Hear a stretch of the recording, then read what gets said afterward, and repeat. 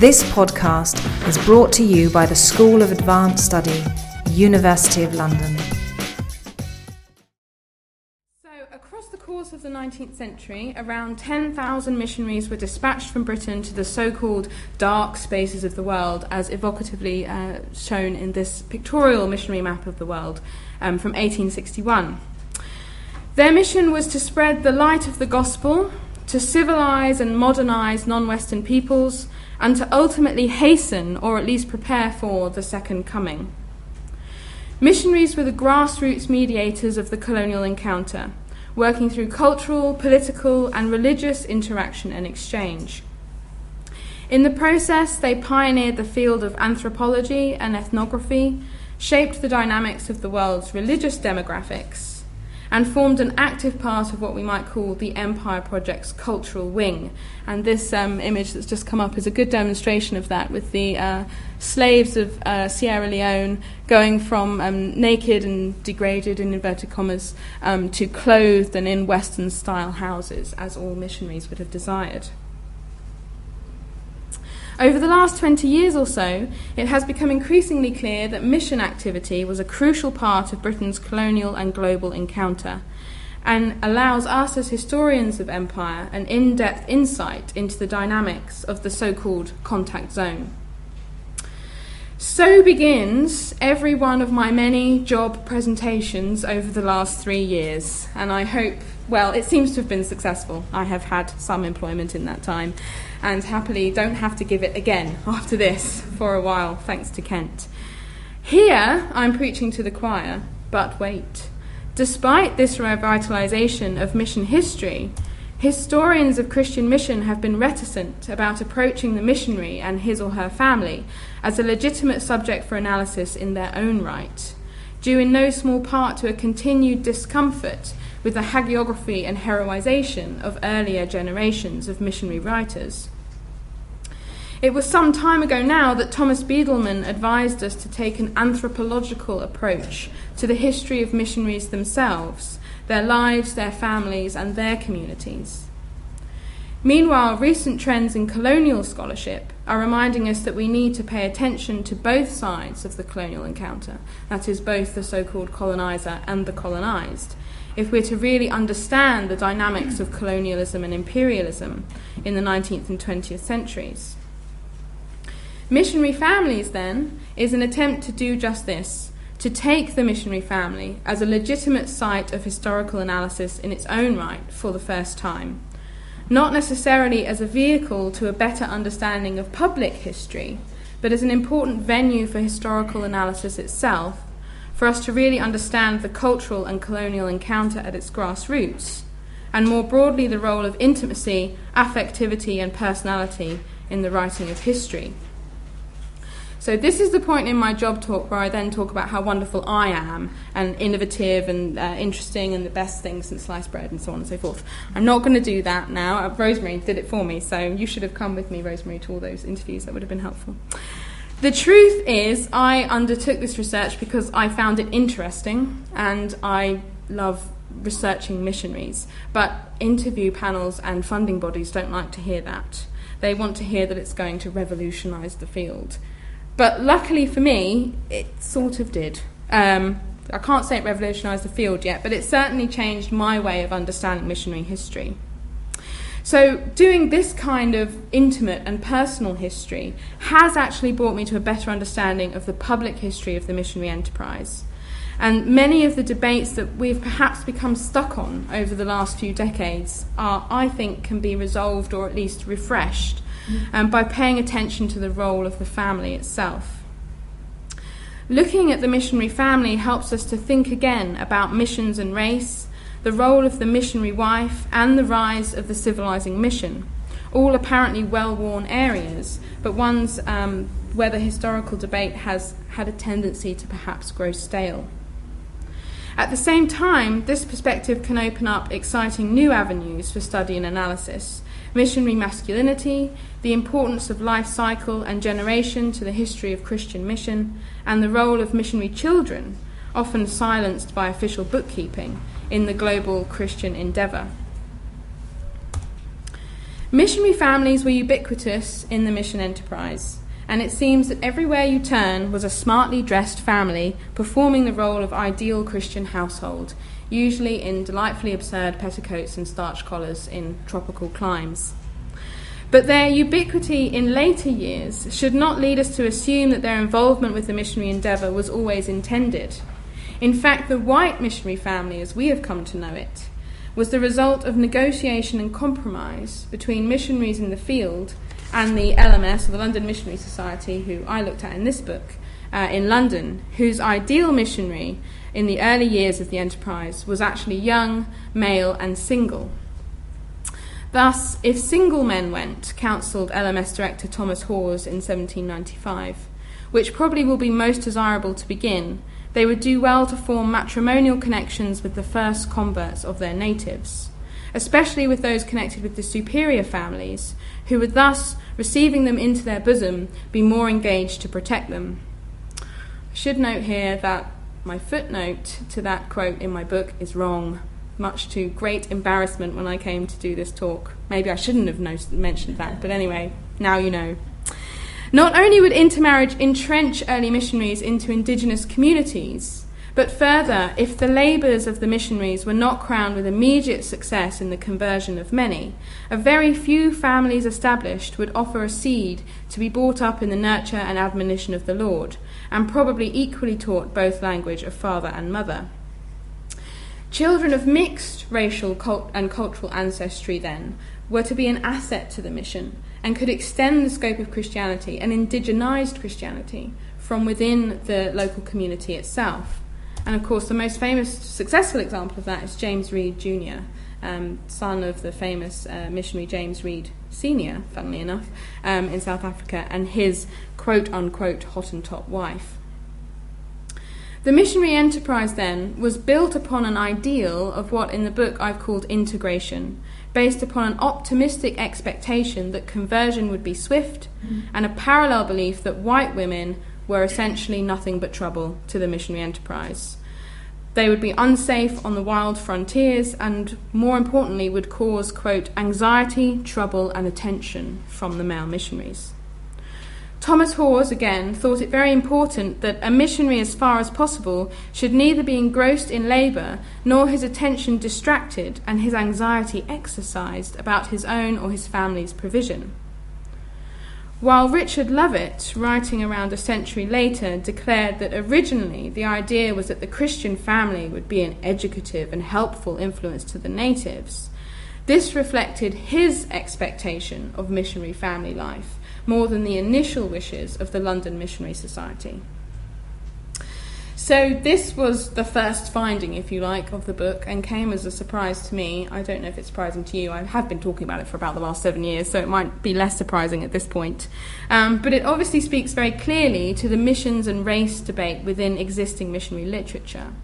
The London Missionary Society and its missionaries had no explicit issue with interracial relationships, which were in fact encouraged, and no clear articulation that racial divisions should be strictly upheld, unlike later on in the enterprise.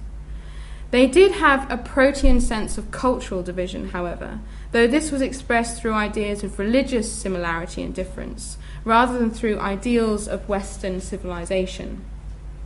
Thus, intermarriage was fine, but only in the Lord is the dear apostolic order. Marriage had to occur within the confines of Christianity and Christian conversion and baptism. It was this rule, and early missionaries' complete inability to stick to it, that would lead to the more assured rise of the white missionary wife, as we have come to know her. So what changed for evangelical missionaries? How did this early vision of optimistic universalism, embodied in the very intimacies of family life, fall by the wayside, as we in this room know it did? One of the main reasons that integration as an early form of missionary practice did not survive, as I've alluded to, was the behaviour of early missionaries themselves. After all, the LMS had given them only one rule, that you had to marry within the confines of Christianity. Conversion was key, but what they hadn't expected was indigenous people weren't really that interested in Christianity. They had assumed they would flock to convert, but indigenous people, funnily enough, didn't necessarily see the attraction of this new spiritual and cultural system.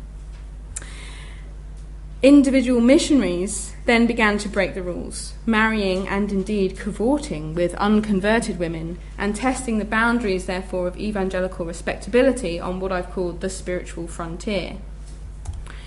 In the Pacific, numerous missionaries tested these boundaries, with more than one running off with local women, some in order to marry them, others not, some trying to force them to get married, and unsuccessfully in most cases, as you can imagine.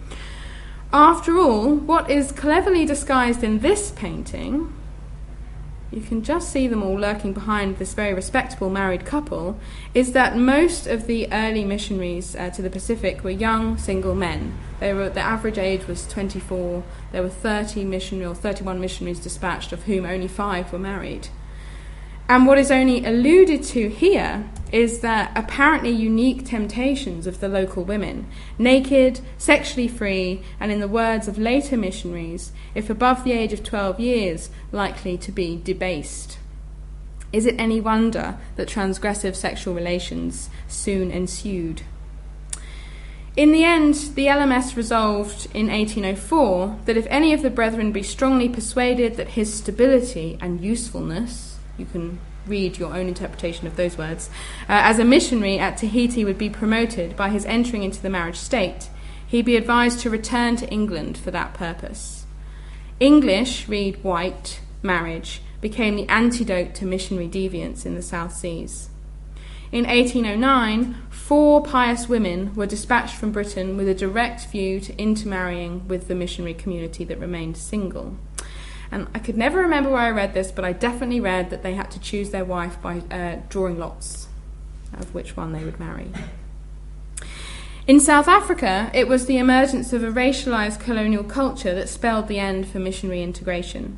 A later generation of missionaries turned against integration as demeaning to the missionary character.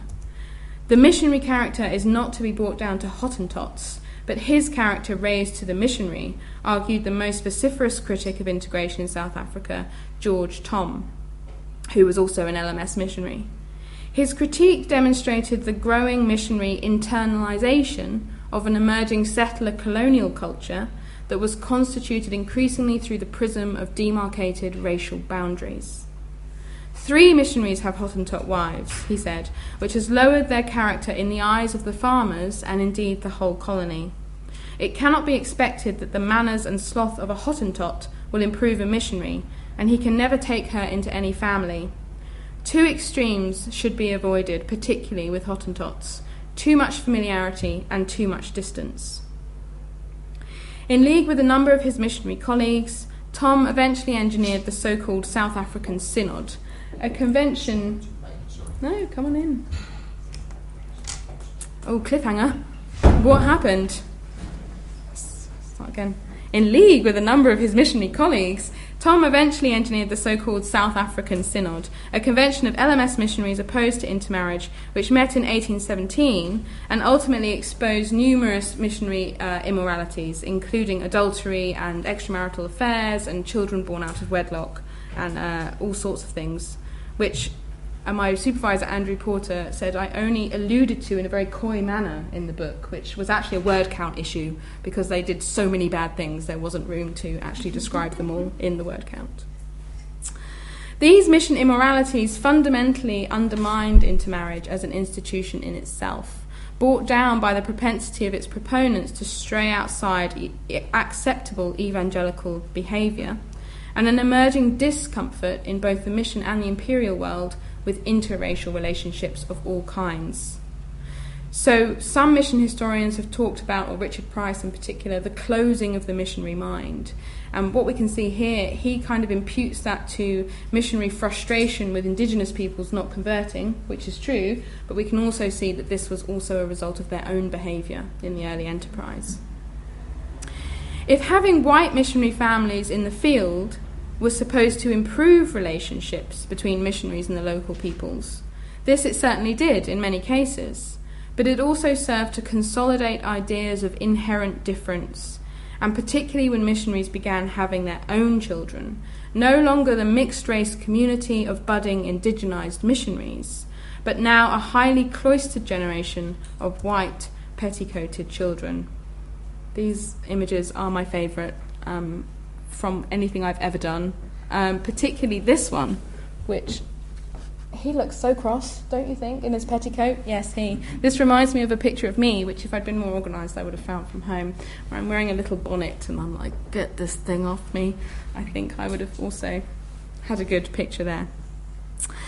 Missionary children could be a great boon to the enterprise, providing a normative example for the local peoples to follow, aiding their parents in their vocational work, and ultimately it was hoped becoming missionaries themselves.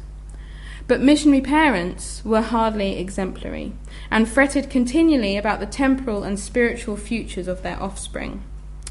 It was often when thinking about their children that missionaries indulged in the worst kinds of missionary prejudice. After all, as Alexander Simpson wrote in 1833, bad native habits are so exceedingly contagious for young people. Missionary children became segregated from the local people, undermining the importance of conversation and contact embedded in the missionary vocation. No parent is able efficiently to attend to his family and the duties of the station too, wrote John Orsmond in 1826.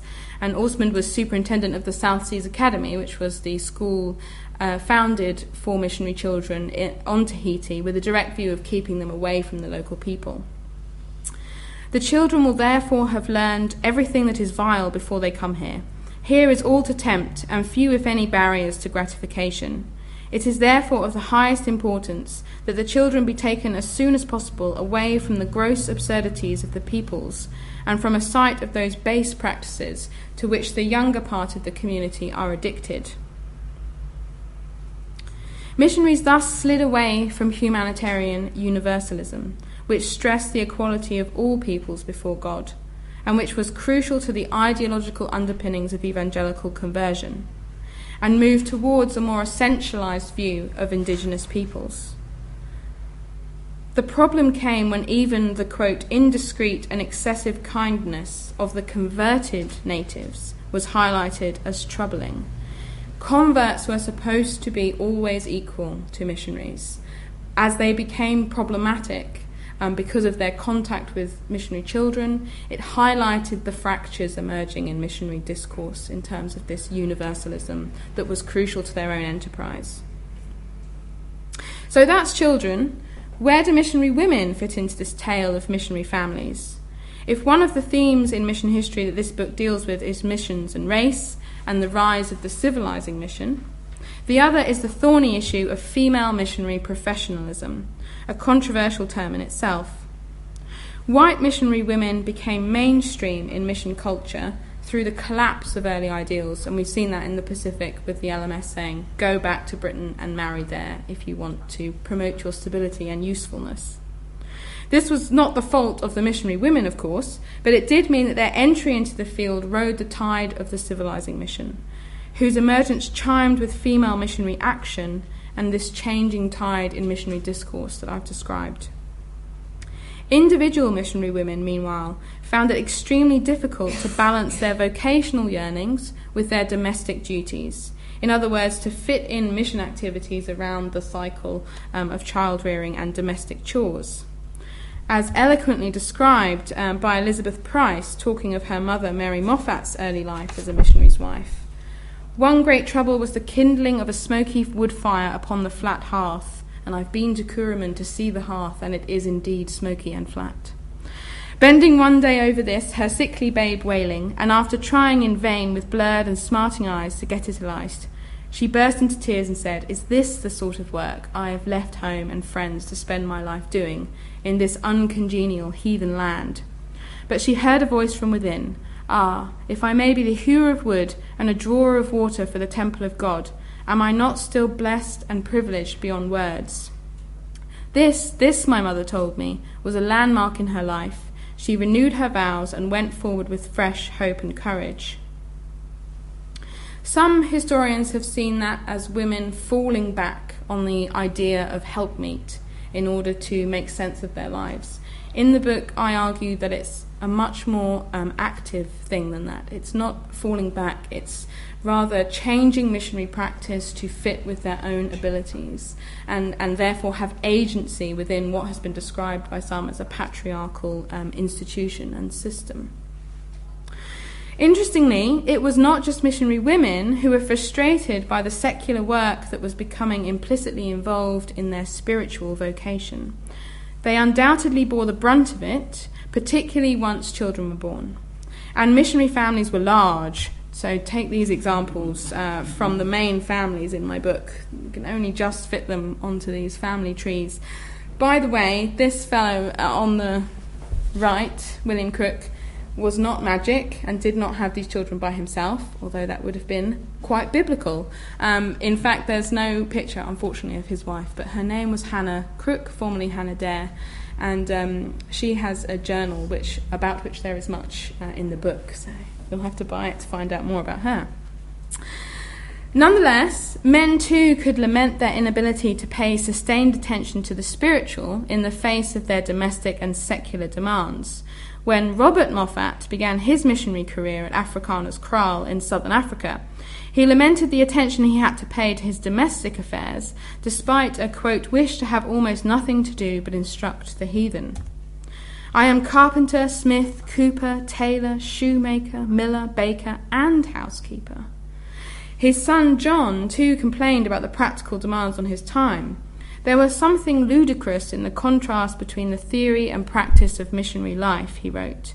The missionary in these barbarous regions must often turn up his sleeves and plunge into something very unlike a pulpit, content to be a hewer of wood and a drawer of water for the temple, using the same words his mother used. Obviously, it's a biblical quotation or allusion. So, the Moffat men knew how to whinge, I think, is the conclusion we can come to here. And probably one of my favourite quotes in the books is Robert Moffat complaining about his disarray in his linen. And he has no patience. There is always confusion among my linen. It's a hard life, isn't it? I know. Some years later, however, it was Robert's daughter and John's sister, Bessie, who can always be relied upon for a good quote, who put it most succinctly: the husband is jack of all trades and the wife maid of all work. And I've included these pictures of their mission stations to drive home the point that clearly they spent most of their time building and making these kind of Western entrepôts in the middle of the so-called heathen wilderness.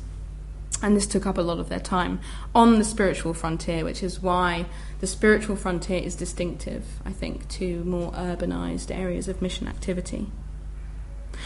I've enjoyed giving missionary women a voice in this book, but I've also enjoyed exploring the idea of missionary masculinity and how male missionaries understood themselves as men, particularly as husbands and fathers.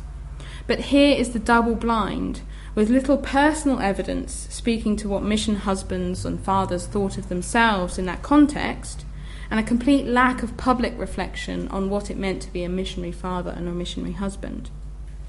Nonetheless, in the mission context, masculinity was strongly connected with notions of family. Not only did their ability to rescue wives and children and attention to a wife's welfare exaggerate the missionaries' chivalric heroism, as Esme Cleal, one of our own, has argued, but the family was also a source of male authority. As Catherine Hall has noted, the missionary's role in the family enterprise was closely linked to his fatherhood: head of household, father of the family, father of the congregation, father of the children in his schools. In short, male missionaries' family identities constituted and consolidated their professional identity. Well, I'm running out of time, so for more on that, you'll have to buy the book. See what I did there? Cliffhanger, missionary masculinity, exciting times. But I'm just going to draw together a short conclusion. So I've not been able to give you a full summary of the book, but what I hope to have shown is the way that, firstly, missionary families were an integral part of the missionary enterprise, framing every aspect of the missionary experience. And secondly, that paying attention to missionary families as an analytical category gives us a fresh perspective on mission history as a whole. Which brings me back to the overall point of the book, though I don't think I quite realised that until after I had sent the final manuscript. But never mind, I'm saying it now.